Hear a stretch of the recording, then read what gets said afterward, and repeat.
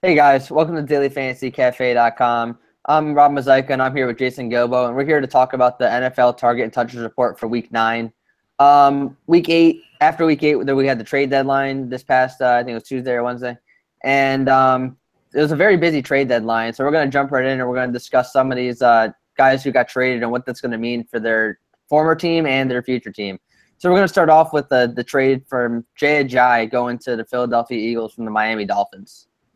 Yeah, that was kind of a shocker. It kind of makes sense for Philly to bring him in. LeGarrette Blount hasn't been bad this year, but obviously Ajayi kind of adds a little bit of a more of a dynamic running back to that team that's already been really good this year. So obviously this week against Denver, there's no need to dive into really both of them. But I think moving forward, they have the bye week, and also I think Ajayi kind of takes the lead over Blount moving forward.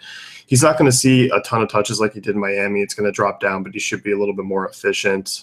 Philly ranks 21st in adjusted line yards, while Miami ranked 31st. So Ajayi is going to be a decent, probably RB2 the rest of the way, but we're probably still going to see some Wendell Smallwoods and LeGarrette Blount. So it's not going to be all that pretty for Ajayi. It's not like a huge leap for him moving into Philly.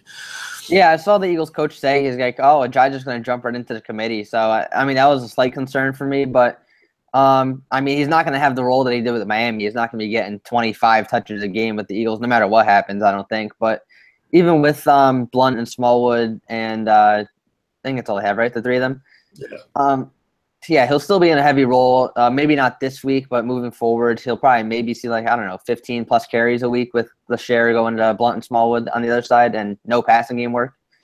Yeah, you don't see a ton of passing game work with Ajayi. I think Smallwood's still going to have that department, third down back. Blount may get some time just to kind of change things up. Probably expect, Ajayi and Blount to, in terms of every 10 touches Ajayi gets, Blount gets maybe 2 or 3. That's kind of how I see it. Yeah, the improved offensive line will definitely help his production with Miami's god-awful line. But Miami, they're going to have two new guys running that backfield, Kenyon Drake and Damian Williams. So who do you think is going to get the lead, or is it going to be a committee? I think it's going to be a little bit split. Drake's probably going to be an early down guy, first and second down, where Williams is a little bit more of a better pass catcher. And kind of work that way. But Miami's offense is just so bad. They're averaging 13 points per game.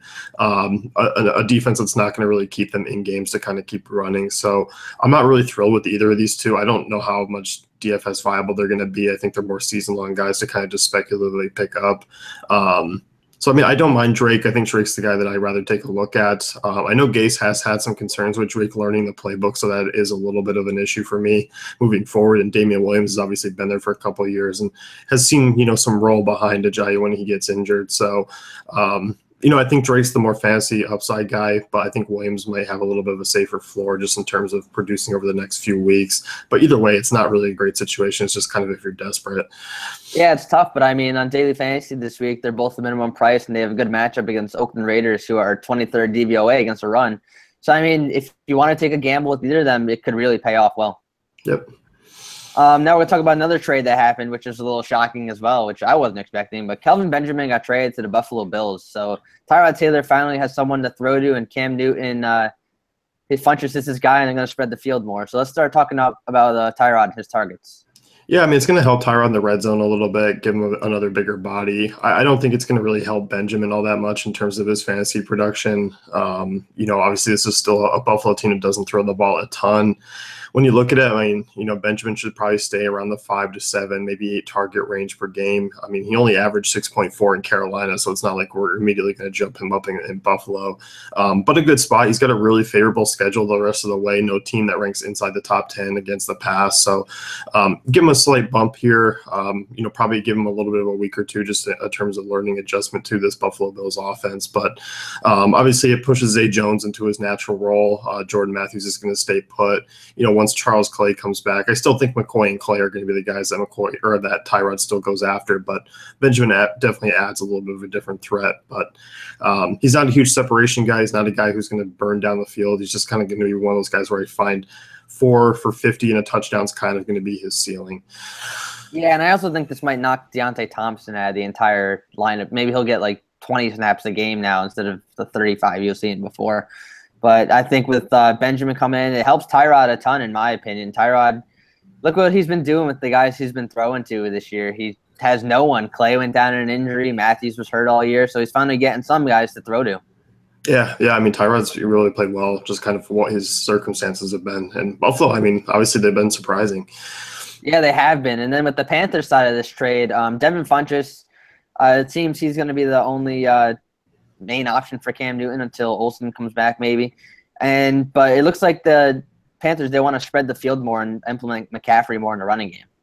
Yeah, I think when we look at it, we're going to see McCaffrey probably get the biggest bump out of this leave. Obviously look at his team targets. He's already up over 22% in terms of the target share. With Benjamin out, we're going to see obviously Funchess kind of move into that wide receiver one role. I'm a little bit concerned actually for Funchess. The targets are still going to be there. He's going to probably get A+ per game. He's been doing that since Olsen went down anyway. But now he's going to start seeing top end corners. He's going to be more of a focal point. I think Russell Shepard, Curtis Samuel stand a chance to kind of pick up a little bit more of the slack. I think Samuel's more the intriguing high upside guy, he's got quite a bit of speed. Shepard could be a guy that you sneak into the slot, but I'm also curious to see Ed Dickson, see if he can come out over the next few weeks and kind of produce a little bit. He's super cheap in DFS if you want to punt tight end. There's about 7 targets up for grabs in this offense, and McCaffrey's already getting a ton. Same with Funchess. I really liked McCaffrey this week. Funchess, I mean, he's always going to get his volume, but I think it's going to be tougher for him as it goes on because now he's going to see the tougher matchup as a receiver against the tougher cornerbacks. But McCaffrey's facing the Atlanta Falcons this week. He's one of the worst teams against running backs. They're one of the worst teams at covering running backs out of the backfield. The Panthers said they want to use McCaffrey even more, who already at least the whole entire running backs and targets, and he's been like wide receiver 15 in targets or something like that. So I think it's just a great spot for him. FanDuel 6,100. I mean, I could stomach it even on the half-point PPR. DraftKings on the full-point PPR, he's more of a better play over there. But season longs, all PPR formats, he's in a great spot this week, in my opinion. Yeah, no, I'm with you. This is one of the few weeks that I'm looking at McCaffrey on FanDuel. I think he's got enough upside even at half-point PPR. Just like you said, Atlanta really does struggle against pass-catching backs, and the volume's going to be huge. Yeah, it will be. And now we're going to move on to this mess with the Dallas Cowboys and Zeke Elliott. As of Thursday, he is suspended right now for this week. But who the hell knows what's going to happen these next coming weeks. So let's dig in briefly and see what's going to happen if he misses these 6 weeks finally. Yeah, I mean, you're going to look at Darren McFadden, Alfred Morris, pretty much carry some of the workload. Both super cheap in terms of DFS. You've probably stashed them in your season log leagues or picked them up over the last week or so or last 2 weeks.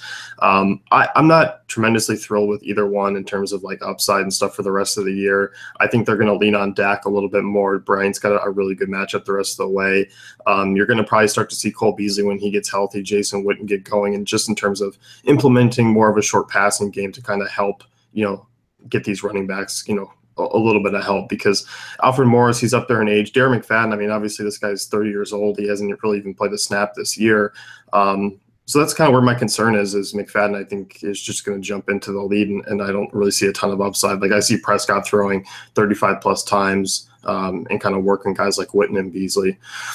Yeah, see, I see it a little differently because just of historically what they've done, it's always been just one guy in that backfield. They don't really split anything. So I think McFadden's going to get the lead role. He's comfortable with the offense. It is a slight downgrade from the offensive line than it was when he was the lead back a few years ago. But, I mean, in your season longs, he's definitely in the RB2 conversation, in my opinion. On DFS, they priced him up a little bit, but I think he's still in play just for the amount of volume he sees. I think he's going to see probably, I don't know, between 18 and 22 carries a game, which is very good volume for a guy that you're just picking up off the waivers or punting in DFS with. So, and with this offensive line and with this team probably winning most games, he's going to get a ton of volume. And I'm a volume, I don't want to say the WHORE word on air, but I'm volume. That's what I go with the volume in daily fantasy and fantasy football, because the more volume means more opportunity and more fantasy points. Yeah, I mean, I guess I look at, I understand. I mean, I think when you look at this week alone, when you look at Houston's pricing and you want to pay down at a running back spot, I'm okay with taking the shot there. With the way running back scoring has been this year, if they only get 9 to 12 points, you could kind of be in a little bit of a hole. If some of the other running backs go off, if we get a big, hunt week if we get a big, couple guys like Ingram and some of those top tier guys really go off where they're creating like a 10, 12-point difference. You're kind of a little bit hurt, but I mean, I see it. I'm just not as high on it as some of the other people. Yeah, like I picked him up. I actually was sitting on him and Alfred Morris for the last 4 weeks of my season long, waiting for this freaking suspension to happen. So I'm glad it finally happened. But now we're going to move on to one last situation that we're going to talk about. It's Daniel Woodhead. He's going to come back from his injury in a couple weeks when he gets off the IR. And this Ravens backfield is going to be 4 guys instead of the mess of 3 guys now. But it looks like it's going to be more clear when Woodhead comes back. Yeah, I mean, I think Buck Allen's going to get pushed out of the picture. Terrence West, I know, is looking back to practice, but either of those guys I don't have any interest in. Alex Collins has obviously earned himself a role per Jim Harbaugh.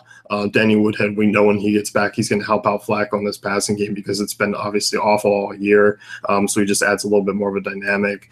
Obviously, Collins, I think, is still going to be a guy who probably gets 15 to 20 touches a game. I think Woodhead's going to sneak in there, obviously, on third down and maybe some games where you expect the game flow to kind of help Woodhead if they're going to be chasing. So, I mean, this team is surprisingly still in a playoff hunt. They do have some tough matchups down the way. They play Houston, Pittsburgh. Cleveland's been good against the run, Cincinnati. So it is a tough match the rest of the way, but I do think actually Collins and Woodhead are quite fantasy viable, especially Woodhead on PPR sites. Yeah, definitely not on FanDuel. Alex Collins is the guy you'd prefer on FanDuel, but the volume, you have other guys who get more volume. So he's tough to play.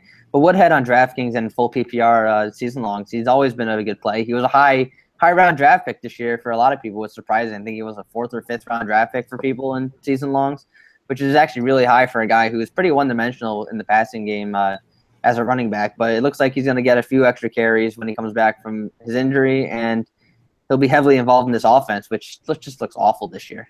They're so bad. They're so bad. I've been streaming defenses against them all year because they can't put up points.